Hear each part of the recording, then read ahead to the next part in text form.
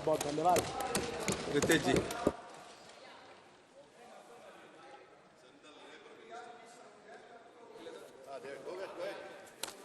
बहुत बहुत धन्यवाद आदरणीय अधिष्ठाता महोदय। आपने मुझे demand for grants, excess demand for grants पे बोलने का अवसर दिया है। मैं इसके लिए आपका अत्यंत ही आभारी हूं। 1,29,000 करोड़ का अतिरिक्त बजट इन अनुपूरक मांगों में प्रदान किया गया है, जिसमें 13,000 करोड़ उर्वरकों के लिए और लगभग 7,000 करोड़ खाद्य पदार्थों के लिए दिया गया है। ये स्वागत योग्य है। ये गरीब और किसानों के लिए भी कहीं ना कहीं बहुत फायदा पहुंचाएगा, क्योंकि जो हाल में युद्ध चल रहा है उसको लेकर के उर्वरकों के दाम बहुत बढ़ गए हैं और किसानों को सही रूप से इसमें सब्सिडी दी जा रही है। हाल में ही प्रधानमंत्री ने जो प्रधानमंत्री PMGKAY योजना है, प्रधानमंत्री गरीब कल्याण अन्न योजना, इसको अगले 5 साल के लिए बढ़ाने का कार्य किया है और इसमें भी ये अतिरिक्त जो डिमांड फॉर ग्रांट्स में बजट दिया गया है वो कार्य आएगा। लेकिन हमें ये देखने की जरूरत है कि यदि हमें इन डिमांड्स फॉर ग्रांट्स में आज भी प्रधानमंत्री गरीब कल्याण योजना के अंतर्गत 80 करोड़ लोगों को राशन देने की जरूरत पड़ रही है, तो हम कौन से विकसित भारत में रह रहे हैं? जो देश वैश्विक स्तर पर 5वीं सबसे बड़ी इकॉनमी बन चुकी है, जो $5 ट्रिलियन की इकॉनमी बनने का सपना देख रही है, जो दुनिया में अपना लोहा बनवाना चाहती है, आज उसको अभी भी 80 करोड़ लोग आत्मनिर्भर नहीं है सर। 80 करोड़ लोग सरकार निर्भर हो चुके हैं। कहीं ना कहीं सरकार को यह संज्ञान में लेना होगा कि लोगों को भी आत्मनिर्भर बनाने की जरूरत है। भारत का आत्मनिर्भर बनाने का सपना तभी पूरा होगा जब हमारे देश के लोग आत्मनिर्भर रहेंगे, उनको सरकारी अन्न के ऊपर डिपेंडेंट नहीं रहना पड़ेगा। उसी के साथ साथ मैं ये भी कहना चाहता हूं कि हमारे देश में 80 करोड़ लोगों को राशन तो दिया जा रहा है, लेकिन आज भी हम जो ग्लोबल हंगर इंडेक्स की रैंकिंग होती है उसमें हमारे आंकड़े बहुत ही बुरे होते हैं।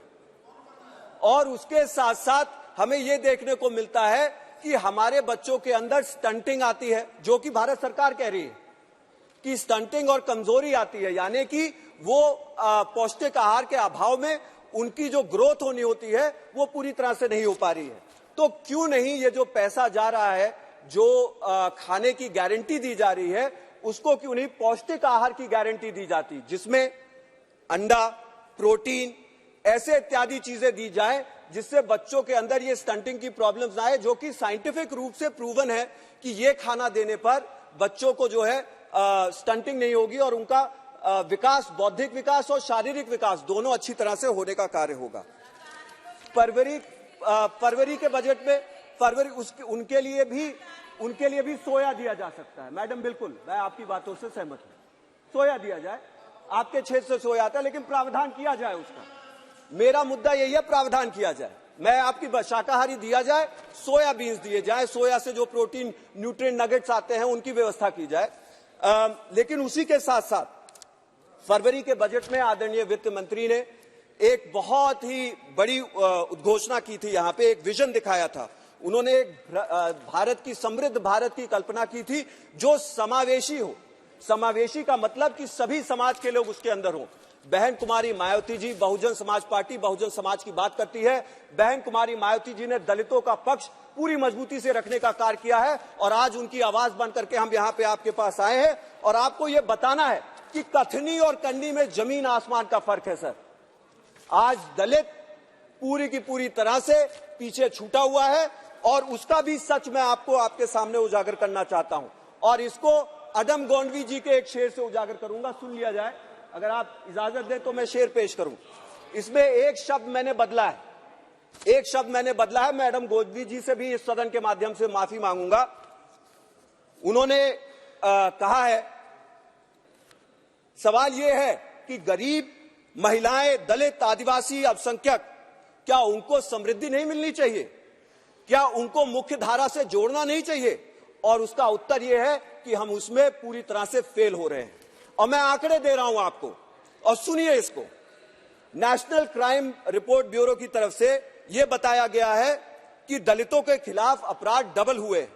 जहां 2011 में 33,719 दलित उत्पीड़न के मामले थे, वहीं 2020 में यह मामला बढ़कर 50,291 हो गया। यह है जिंदगी की ताब हुजूर, इतने ज्यादा मामले बढ़ते चले जा रहे हैं। वहीं पे देखिए, एनसीआरबी की यह भी रिपोर्ट है कि 2019 के डेटा के विकास की यात्रा के बारे में बात की गई, लेकिन विकास की यात्रा का लक्ष्य अत्यंत ही दूर है सर। और यह मैं किसी नकारात्मक सोच के तहत नहीं बोल रहा हूं, यह सरकार का ध्यान आकर्षण कर रहा हूं कि हम यात्राएं जरूर निकाल रहे हैं, लेकिन लक्ष्य को भी सामने साफ करके देखें और लक्ष्य की प्राप्ति कहां तक हो रही है उसका भी ब्यौरा यहां पे देने का कार्य करें। ऐसी स्थिति जहां अपराधों को रोकथाम के लिए अतिरिक्त बजट अल्पसंख्यक मंत्रालय को मिलना चाहिए, वहां अनुपूरक में इसका प्रावधान नहीं किया गया। लेकिन इससे पहले बजट में जब मेन बजट था तो 38% दलितों और अल्पसंख्यकों के बजट को लेकर के कटौती की गई थी। उसी के साथ साथ अभी जो अनुपूरक आया है उसमें खाना पूर्ति करने के लिए मात्र 73 लाख रुपए का 1,29,000 करोड़ का बजट है सर। दलित उत्पीड़न के लिए 73 लाख करोड़ रुपया, ये कोई भीख नहीं मांग रहे हैं हम सर, ये अधिकार है बहुजन समाज का और ये अधिकार मिलना चाहिए। वहीं हमें क्या देखने को मिलता है कि सीवर और नालियां, आज भी इस देश में लोगों को सीवर और नालियों के अंदर घुसना पड़ता है, अपनी जान गंवानी पड़ती है बिना प्रोटेक्टिव गियर के। ज्यादातर इस नालियों की सफाई करने में हमारे दलित समाज के लोग रहते हैं और बजट में यह प्रावधान किया गया था कि मैनुअल स्कैवेंजिंग को खत्म कर दिया जाएगा। मैनुअल स्कैवेंजिंग को खत्म कर दिया जाएगा। यह उद्देश्य आदरणीय अधिष्ठाता महोदय एक दीवा स्वप्न रह चुका है, एक दीवा स्वप्न रह चुका है।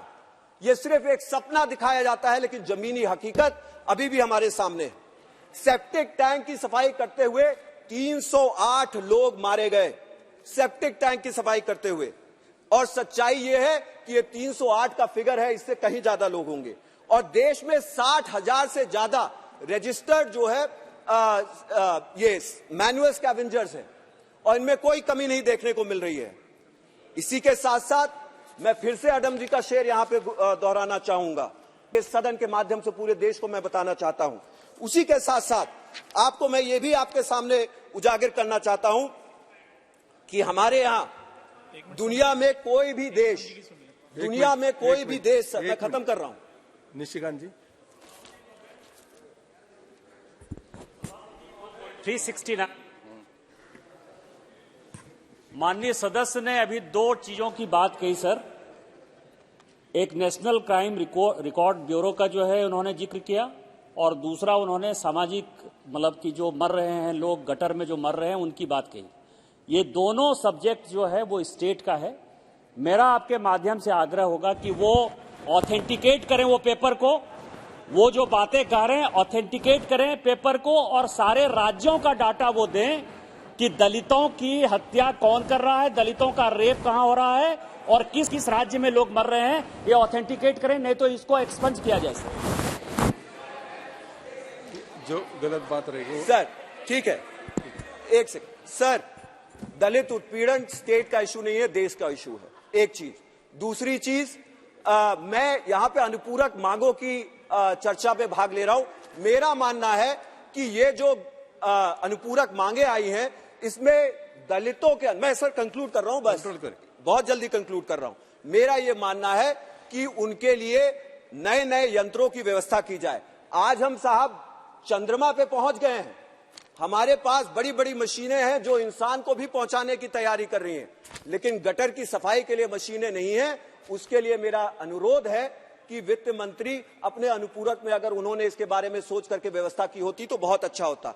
अंत में मैं ये कहना चाहता हूं कि अब अपने प्रदेश की दो बातें कह के बात खत्म कर रहा हूं। मेरे यहां 59,000 टीचरों की भर्ती को लेकर के जो है बहुत ही